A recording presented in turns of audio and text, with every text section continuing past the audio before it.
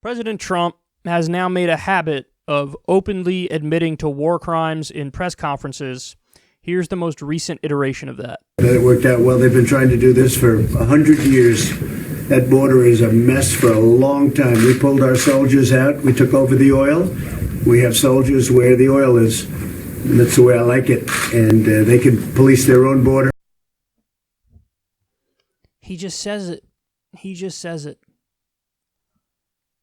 I have to, every time you hear this, I need you to do the intellectual exercise of, what if it's somebody else? What if it's some other country casually saying that, and they're doing it to us? Imagine China was like, well, yeah, we took our warships and went into the Gulf of Mexico and seized oil fields in Texas, but we didn't want the Americans reaping the profits of that oil. What do you mean? There's no problem with that. I mean, the Americans are war criminals. Look at what they did in Iraq. They killed minimum 200,000 civilians in an illegal and offensive war. They had a torture regime. What are you talking about? They do a terrorist program known as the drone program, and they're massacring civilians left and right. We just covered a story the other day. They killed a brand new mother who was leaving the hospital, just gave birth.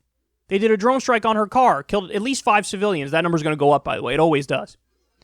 Imagine China was like, well, obviously, we're not going to let the Americans take the profits of the oil. Are you crazy? No, we're gonna seize it. Duh.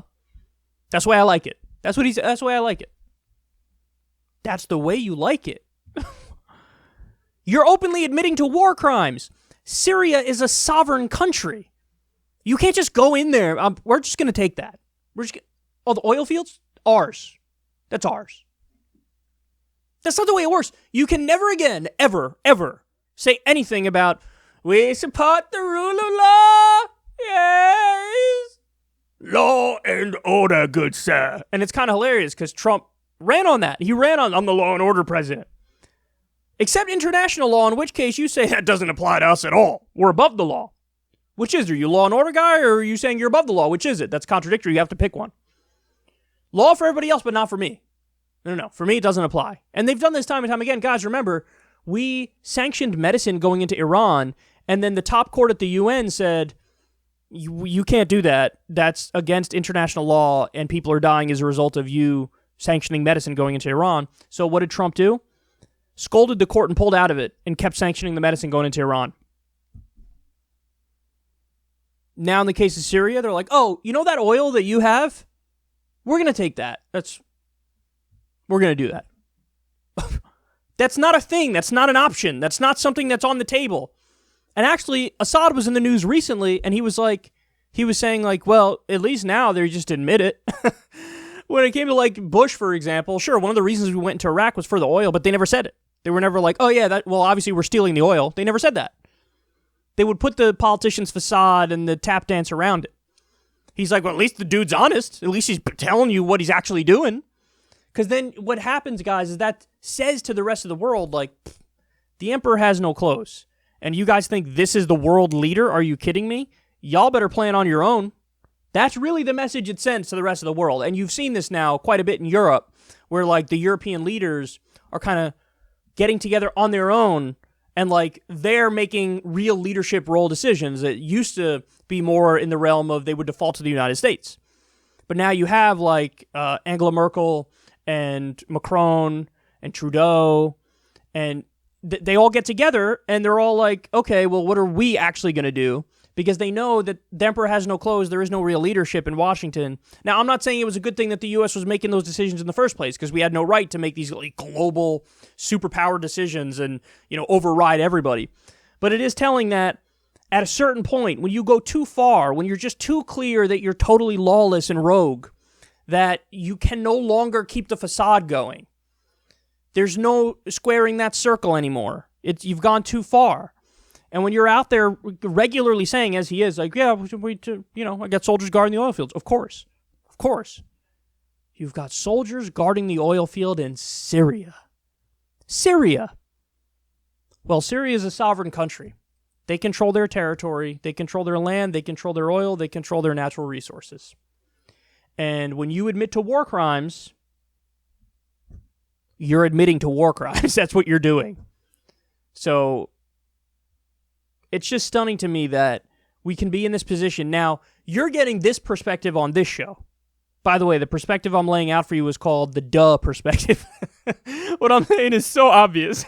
It's like the most obvious thing in the world. Like, hey, you can't do war crimes and then casually admit to it. That's so obvious, man. That's so obvious. But you won't hear, you won't hear a single person in mainstream media make the case I'm making. Pick your favorite host on your favorite network in mainstream media. Crickets, bitch. Nothing. You're not going to hear anything about this. Because there is a lazy default assumption that, is part of the operating system if you're in U.S. media, and that is the rules don't apply to us. The law doesn't apply to us. Everything we have a decision. We have a choice. And if you say, hey, doing war crimes is bad, they say, oh, so you have a gentleman's disagreement with us. We can debate this disagreement we have. They view it as like hey, there's two sides. Let's hear them out. It's not at all like, oh, you've crossed a line and there is no debating that. And that's where we are. Now, I will say, and there's another important part of this segment. Take a look. This is from the Wall Street Journal.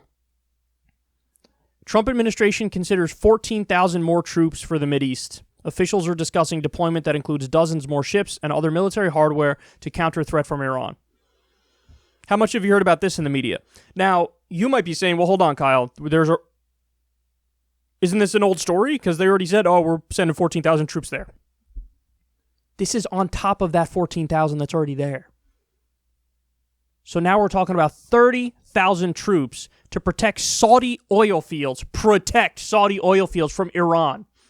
Iranian aggression. It's not Iranian aggression. You know who's the aggressor? Saudi Arabia, as they are in Yemen too, by the way. So we are sending our military, 30,000 Americans, to do the dirty work of rogue dictator genocider Mohammed bin Salman. Why is that okay? Why is the media not talking about this? Why is this not outrageous? Donald Trump ran on non-intervention. See, I lose my mind, guys. I lose my mind. I have to sit here every day, day in and day out. I watch the goofiest hearings of all time, the impeachment hearings, where every day it's like, I think the president made a naughty phone call, good sir. Yes. And the Democrats sit there and sniff their own farts and jerk each other off, and they're like, oh, yeah, isn't Trump bad? Oh, yeah, bro, Trump's really bad. Isn't he bad? So bad, bro. And all they do is talk about the phone call and the quid pro quo, huh? Quid pro quo? He wanted dirt on Biden. Pfft, really gross. That's the angle you chose to go after him. You absolute morons. I gave you two things in this one segment. One of them admitting to war crimes and stealing oil from a sovereign country. Another one, casually sending 30,000 total troops to protect Saudi Arabia from Iran. 30,000 troops. Doing something he specifically said he wouldn't do when he was campaigning. He said he was going to get out of the wars. He said the interventions are stupid. He said, let's rebuild our own country. Let me check. There's been no infrastructure bill. None.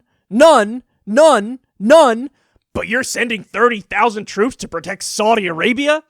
Where's the media? Where are the Democrats? Where are you? Do you want to win the next election or do you want to lose the next election? It's unbelievable how much this is botched. And it's botched because they don't believe in anything.